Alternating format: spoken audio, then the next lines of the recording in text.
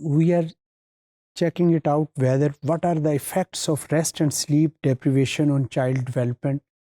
اس میں ہم نے بیہیویئرل پرابلمس دیکھی, ہم نے ہیلتھ پرابلمس دیکھی, ڈیولپمنٹل پرابلمس دیکھی. Now we are going to see what are the health problems, کہ ہیلتھ پرابلمس صحت کے پوائنٹ آف ویو کے ساتھ ایک بچے میں کیا پرابلمس آتی ہیں جب کہ وہ ریسٹ اور سلیپ جو ہے اس بچے کی پوری نہ ہو. تو lack of sleep can also lead to health problems in children. Sleep allows the body to recharge from the activities of the day, کہ جو بھی بچے نے فزیکل ایکٹیویٹی کی ہوتی ہیں یا فزیکل فٹیگ ہوتی ہے, مینٹل فٹیگ کے ساتھ ساتھ جو فزیکل فٹیگ اس کی ڈے میں ہوئی ہوتی ہے, اس کو اس سے ریچارج جو ہے اس کی ریسٹ اور سلیپ کرتا ہے.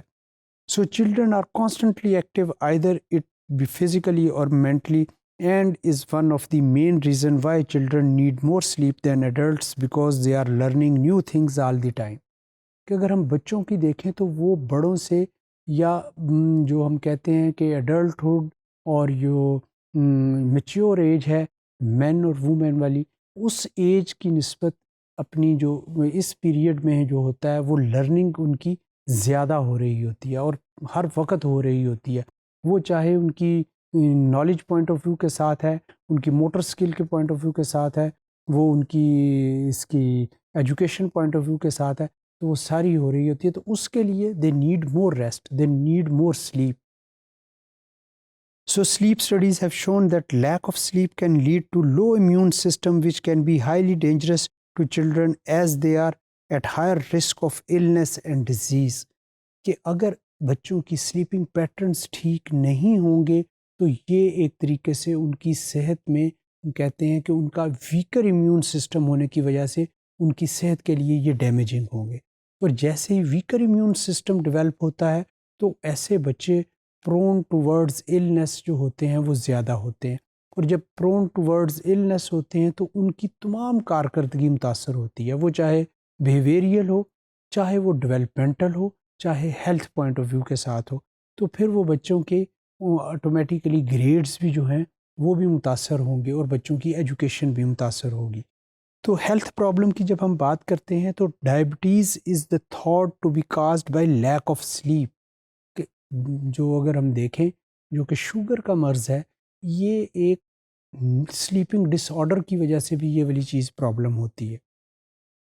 As studies have found that the way in which the today processed glucose is altered, this is a lifelong condition that increase blood sugar level and can often lead to other illness such as kidney failure, cardiovascular diseases, and visual impairment and obesity or weight loss.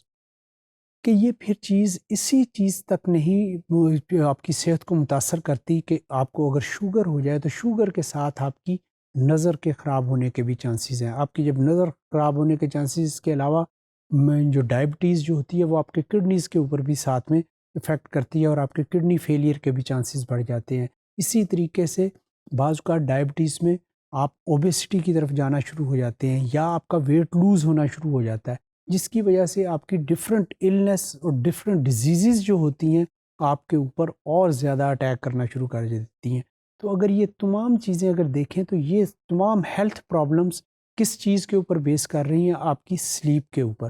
So sleeping dish order یا slip lack of rest جو ہوتا ہے وہ بچے کو آنے والی زندگی میں اس کی ہیلتھ پرابلم سے جو ہے اس کی امیون سسٹم کو ڈیولپ کر کے ان سے فائٹ کرنے کی میں مدد دیتا ہے. So weight gain or loss can be affected by the diabetes, but lack of sleep also. Sleep for child is vital for the health and should be monitored as well as behavioral and learning development.